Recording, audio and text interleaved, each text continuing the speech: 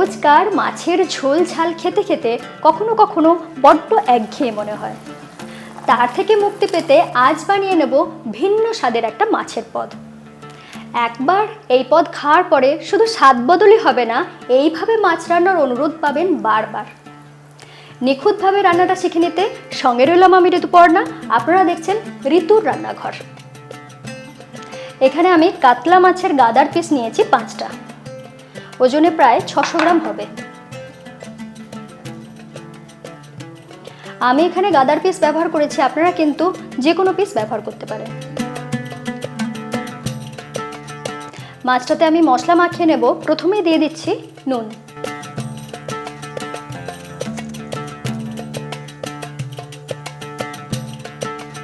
এরপরেই দিয়ে দিচ্ছি হলুদ গুঁড়ো, আর এখানে আমি সামান্য কাশ্মীরি লঙ্কার গুঁড়ো ব্যবহার করছি যাতে রংটা বেশ ভালো আসে। এরপরে দিয়ে দেব সামান্য একটু লেবুর রস যাতে মাছের আষ্টে গন্ধটা একটু কম হয়ে যায়। সব মশলাগুলো মাছের গায়ে বেশ ভালো করে লেগে যাওয়ার জন্য এখানে দিয়ে দিচ্ছি সর্ষের তেল। মাছ ভাজার আগে মাছেতে এইভাবে যদি সর্ষের তেল মাখিয়ে নেওয়া হয় তার কিন্তু একটা খুব ভালো উপকারিতা আছে। কেউ যদি জানতে চান অবশ্যই লিখে জানাবেন।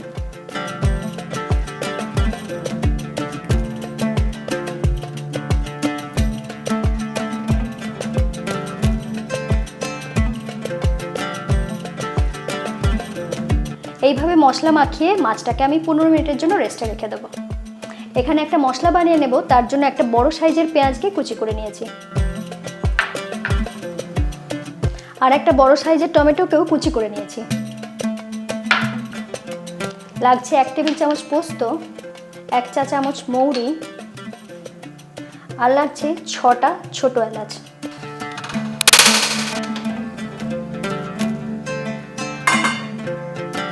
দিয়ে দিচ্ছি সামান্য একটু তেল।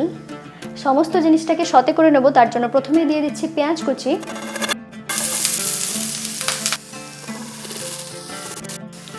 টমেটো কুচিটাও দিয়ে দেওয়ার পর একটু নাড়াচাড়া করে নেব।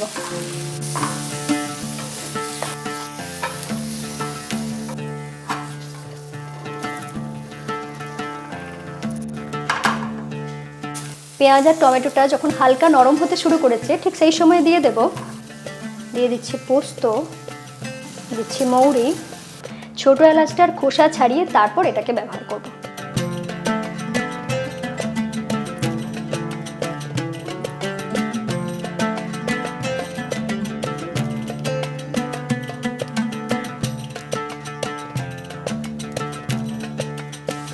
এলাচের দানাগুলো এরপরে দিয়ে দিচ্ছি।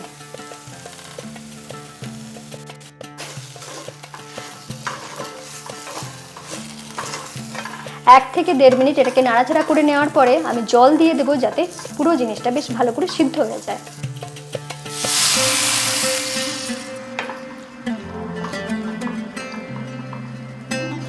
এরপরে এটাকে একটু ঢেকে দিয়ে রান্না করে নেব। এইভাবে মশলা বানিয়ে কখনো মাছ রান্না করে দেখবেন, সত্যিই দুর্দান্ত স্বাদ হয়। 1.5 থেকে 2 মিনিট এটাকে আমি সিদ্ধ করে নিয়েছি। এরপর গ্যাস অফ করে দিচ্ছি। ঢাকা খুলে এটাকে ঠান্ডা করে নেওয়ার পরে বেটে নেব। মশলাটা পুরোপুরি ঠান্ডা হয়ে যাওয়ার পরে বেটে নেব।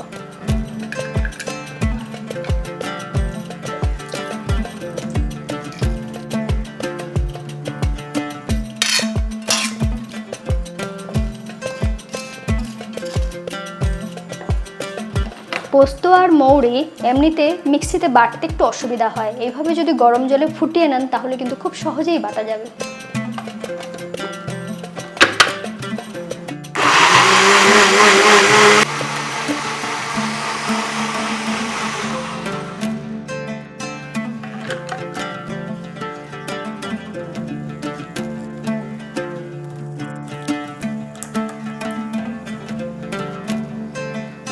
কি ভালো গন্ধ বেরোচ্ছে। এরপর রান্নাটা শুরু করব। দিয়ে দিচ্ছি সর্ষের তেল। তেল ভালো করে গরম হয়ে যাওয়ার পরে আমি এখানে দিয়ে দিচ্ছি সামান্য একটু নুন। যারা পটীয়সী গৃহিণী তারা সকলেই জানেন, কিন্তু যারা নতুন তাদের জন্য বলে দিই, তেল গরম হওয়ার পরে এইভাবে যদি নুন দিয়ে দেওয়া হয় তাহলে মাছ ভাজার সময় কড়াতে চিটে যাওয়ার সম্ভাবনাটা অনেকটা কম হয়ে যায়। মাছটা এইভাবে খুন্তি দিয়ে আমি তুলে নেব, এরপর ছেড়ে দিচ্ছি।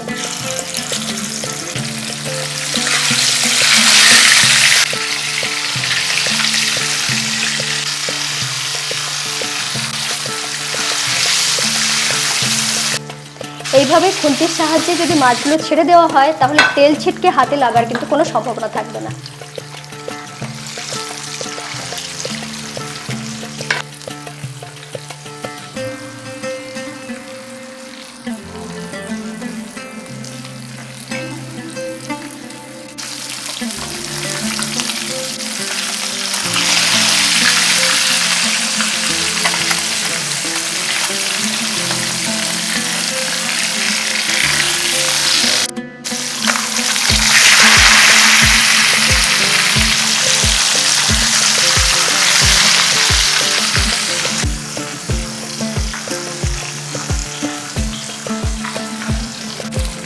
মাছটা একটু হালকা লাল করে ভেজে নিয়েছি, এরপর তুলে নেব।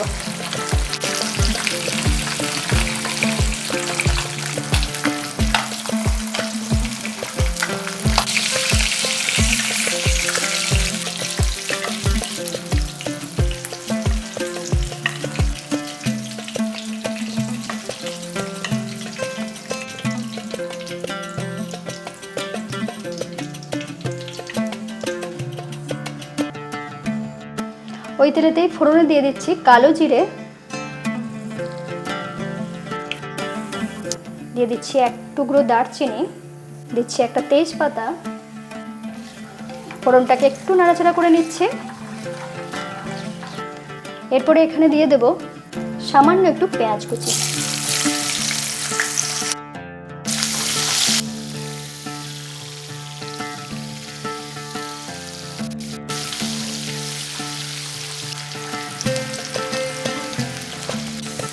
পেঁয়াজটা হালকা লাল করে ভেজে নিয়েছি, এরপর এখানে দিয়ে দেব 1 টেবিল চামচ আদা রসুন বাটা।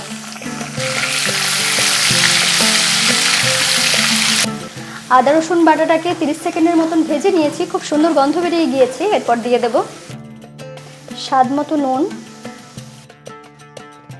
আর দিয়ে দিচ্ছি 1 চা চামচ চিনি।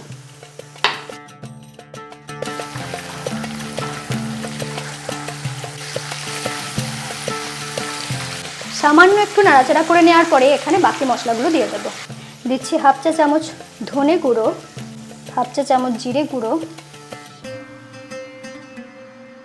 1/2 চা চামচ কাশ্মীরি লাল লঙ্কার গুঁড়ো, আর দিয়ে দেবো 1/2 চা চামচ হলুদ গুঁড়ো। আবারও পুরো মশলাটাকে একটু নাড়াচাড়া করে নিচ্ছি, কিন্তু খুব বেশিক্ষণ না। এরপরেই দিয়ে দেবো বেটে রাখা মশলা।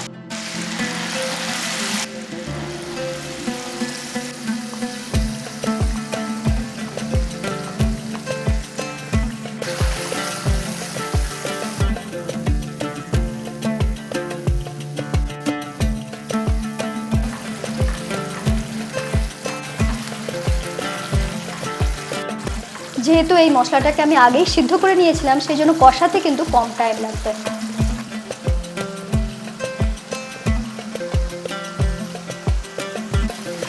মশলাটাকে 2 থেকে 2.5 মিনিট একটু লো ফ্লেমে রেখে কষিয়ে নিয়েছি।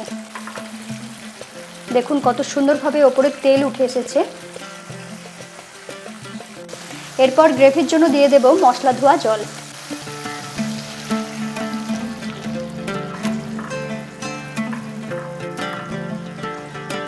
গ্রেভির প্রয়োজন অনুযায়ী আপনারা জলটা কম বেশি করে নিতে পারেন। গ্রেভি বেশ ভালো করে ফুটে উঠেছে, এরপর ভেজে রাখা মাছগুলো একে একে দিয়ে দেব।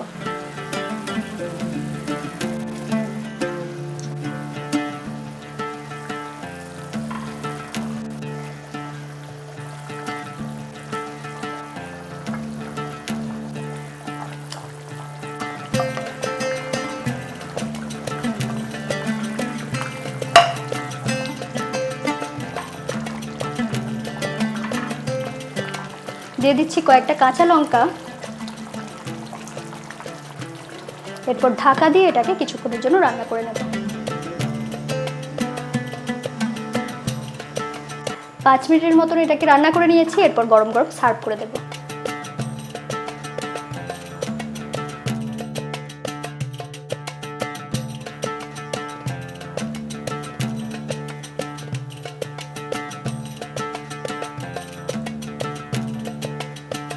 মাছের এই রেসিপিটা আপনাদের কেমন লাগলো লিখে জানাতে ভুলবেন না। এরকম নতুন নতুন রেসিপি পেতে আজই চ্যানেলটা সাবস্ক্রাইব করে নিন, বেল আইকন প্রেস করে রাখুন। সকলে খুব ভালো থাকুন, আবার দেখা হচ্ছে এরকমই নতুন রেসিপির সাথে।